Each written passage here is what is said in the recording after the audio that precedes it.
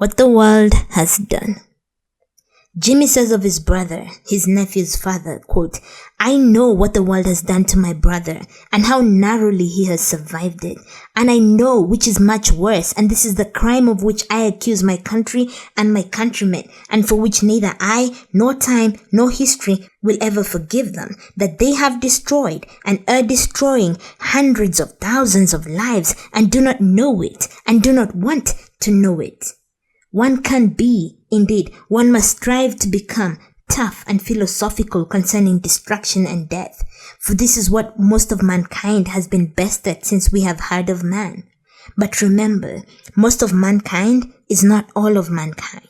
But it is not permissible that the authors of devastation should also be innocent. It is the innocence which constitutes the crime. End quote. This entire passage is everything. He starts by saying, quote, "I know what the world has done to my brother and how narrowly he has survived it." End quote. This could be said of any woman who has done and continues to do the work of unlearning and rejecting the patriarchy. Then Jimmy talks about the crime of white people, which he says he'll never forgive them for.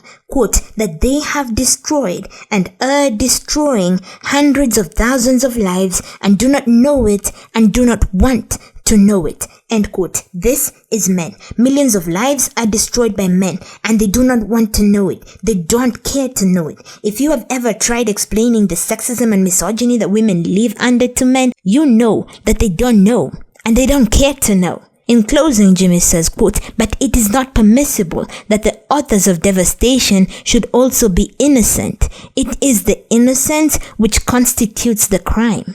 The authors of the devastation women face cannot then claim innocence. It is that innocence that constitutes the crime."